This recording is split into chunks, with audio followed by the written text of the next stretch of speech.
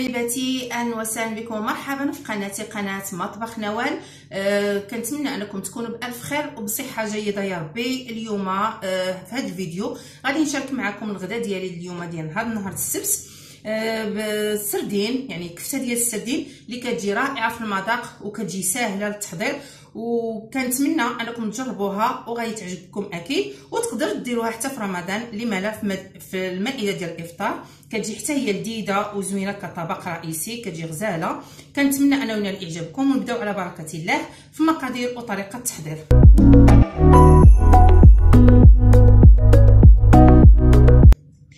اول حاجه عندي هنايا في الاناء عندي كيلو ديال السردين، كما كتشوفوا معايا كيلو ديال السردين. حيت له السنسول والجلده ديالو ودرتها كفته طحنتها. وعندي هنايا غادي نضيف لها نص الكميه ديال القزبر مدقوق مع الثومه وشويه ديال الملحه، 4 ديال الفصوص ديال الثومه وتقريبا نص ربطه ديال القزبر مدقوقين مزيان في المهراز. غادي ندير الكميه نص الكميه، ونص الاخرى غادي نخليها نديرها في لاصوص.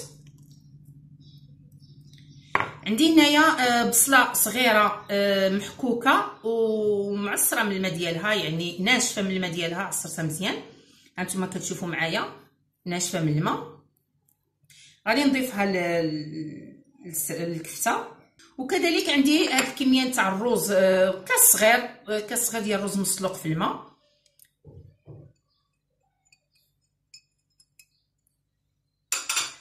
صافي. وغادي ندير واحد معلقه صغيره اولا معلقه كبيره ديال زيت المائده، غير باش نخلط هذا الكفته باش ما تلصقليش في يدي. عندي غادي نضيف لها معلقه كبيره نتاع الخل، اولا تقدروا تضيفوا معلقه كبيره تاع الحامض، تاع عصير ديال الحامض. في التوابل عندي هنايا الكمون، عندي معلقه تقريبا معلقه صغيره عامره ديال الكمون،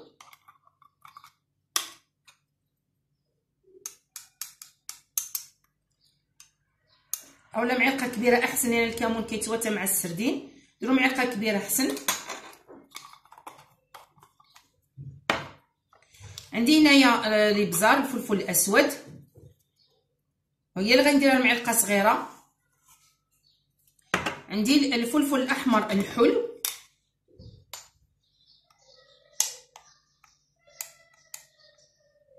تقريبا حتى هي معلقه كبيره مع عمراش.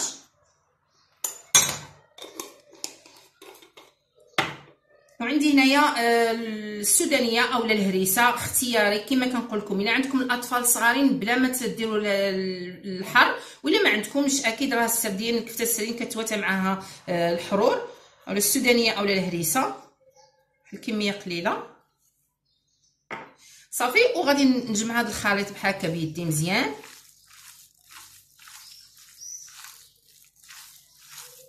طبيعه الحال انا ديما كنخدم بيدي وكنكونوا مغسولين باش كنصايب انا هذا، باش كنخلط هكذا راه يدينا كنغسلوهم مزيان. انا ما كنستعملش ليغون لان عندي الحساسيه في الليغون.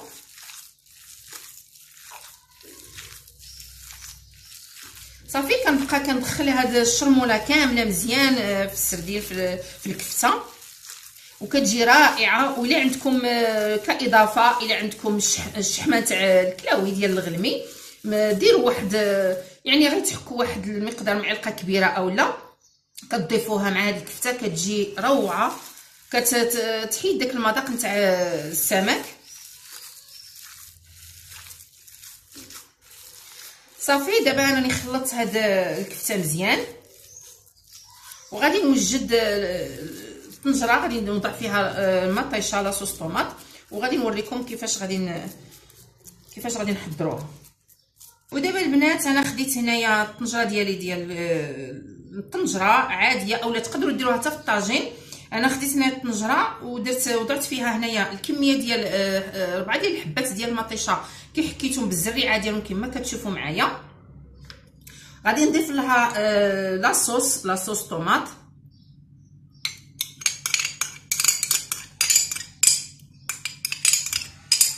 تقريبا 4 معالق كبارين نتاع لاصوص طوماط. وغادي نضيف لهم هذاك القزبر، عفوا القزبر اللي دقيت لي حيت منه مع الحوت. دابا غادي هذاك النصف الاخر غادي نضيفو هنايا لهاد لاصوص. وغادي نضيف تقريبا ربع كاس من زيت المائده، وتقدروا تعوضوها نتوما بزيت الزيتون. يعني انا هذا السمك هذا كندير له انا زيت العادي صافي. وكنضيف كذلك التوابل عندي هنايا غادي نضيف شويه ديال السودانيه كذلك هنايا في لاصوص، وغادي نضيف الفلفل الاسود،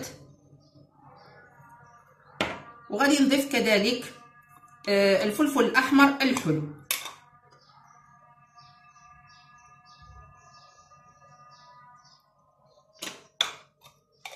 صافي. وغادي نخلط كاع هاد المكونات هنايا في هاد لاصوص هادي، وغادي نضيف الملح في لاصوص لان واخا القزبر ديجا دقيتو في الملحه والثومه، ولكن غادي نضيف لها شويه لان المطيشه كتكون شويه حامضه. غادي نزيد لها شويه ديال الملحه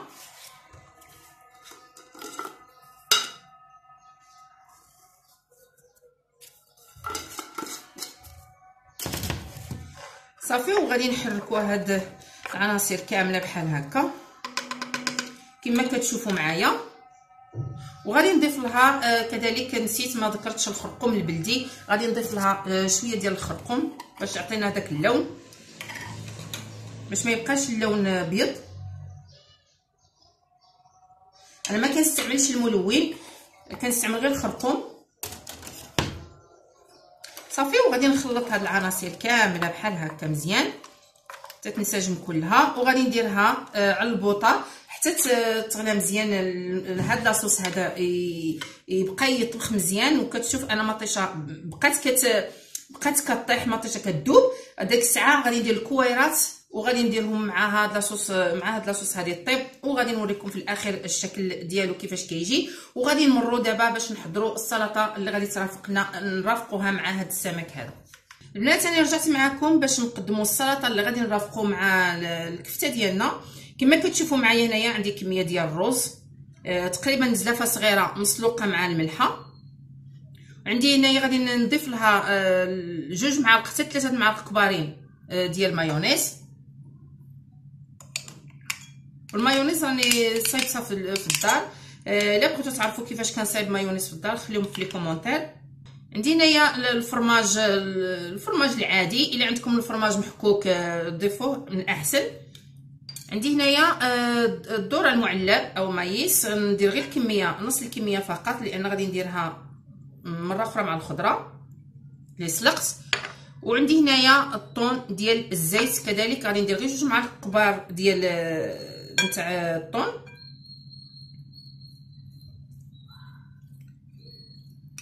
وانتوما الا بغيتو تكثروا ولا تنقصوا على حسب الا بغيتو صافي. وغادي نخلط هاد الرز مع مايونيز والطون. ما تكثروش بزاف الملحه في الرز ملي تكونوا كتسلقوه لان الطون راه كتعرفوا ان الطون راه فيه الملحه، والخضره كذلك راها مسلوقه فيها الملحه.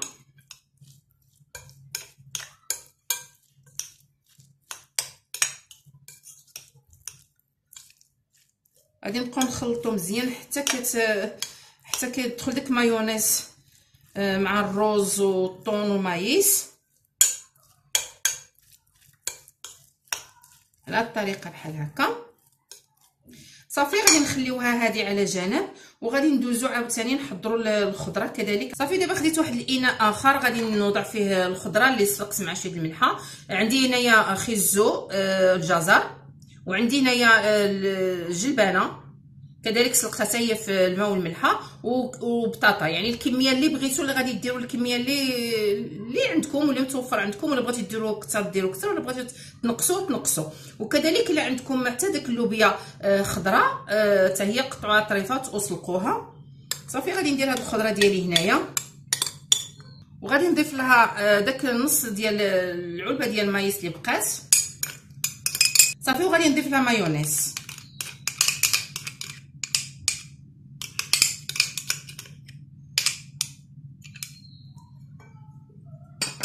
صافي. وغادي نخلطو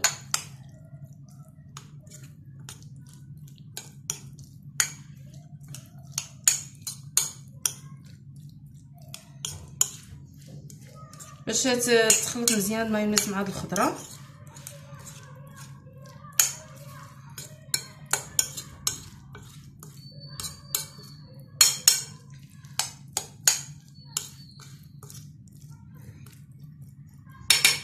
صافي دابا غادي نخليوهم يرتاحوا واحد 5 دقائق حتى ل 10 ديال الدقائق باش تدخل فيهم هاد مايونيز عفوا وهاد الخليط اللي درنا. وغادي نوجد المول اللي غادي نوضع فيها هاد السلطه.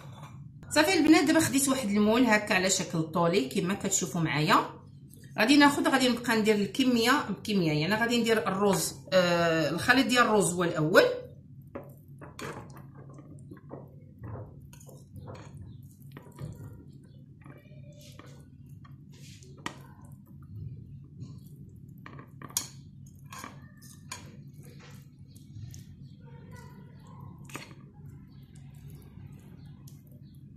وغادي نبقاو نتكيو مزيان باش تعطي لا فورم ديال المول.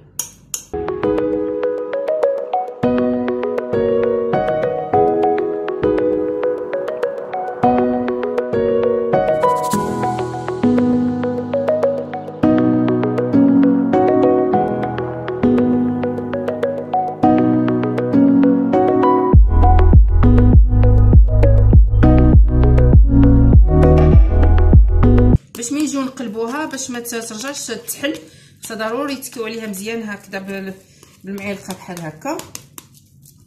نتوما كتضغطوه مزيان.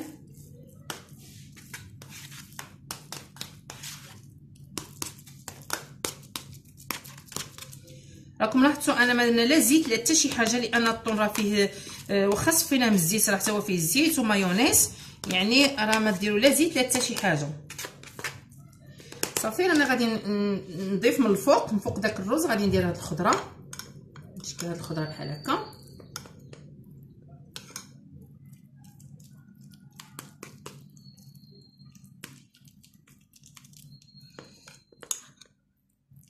كتجي هاد السلطه كتجي زوينه ومزيانه حتى في الصيف، كتجي رائعه، كتجي بارده زوينه.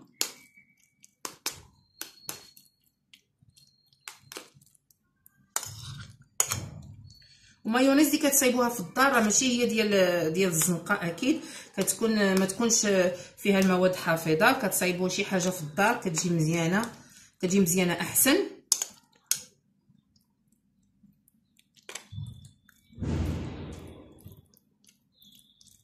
صافي انا غادي نستمر بحال هكا كما شفتوا.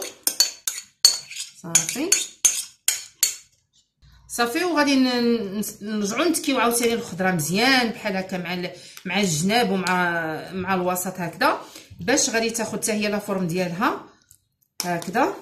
صافي راني ساليتها البنات كما كتشوفوا معايا. غادي نديرها في الثلاجه باش غتشد شويه راسها، وغادي نتلاقاو ان شاء الله في الشكل النهائي تاع الطبق ديال السردين وهاد السلطه هذه.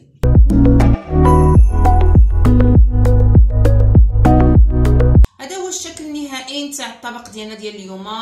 كما شفتوا الطبق ديال السردين كيجي مع لاصوص كيجي زوين وبنين بزاف. كنتمنى انكم تجربوه، وكذلك الطبق ديال السلطه ديالنا اللي حضرناها مع بعضياتنا. كنتمنى انه ينال الاعجاب ديالكم، واللي عندكم اي استفسارات او اي اقتراحات خليهم لي في الكومونتير، وكنتمنى انه ينال اعجابكم. واللي عجبكم هذا الفيديو بطبيعه الحال ما تبخلوش عليا باللايكات ديالكم، وتبارطاجيوها للاهل والاحباب باش تعم الفائده. واللي مازال ما التحقش بالقناه ديالي اضغط على الجرس وابوني باش يوصلكم كل جديد. وكنشكركم بزاف، والى اللقاء في فيديو اخر ان شاء الله.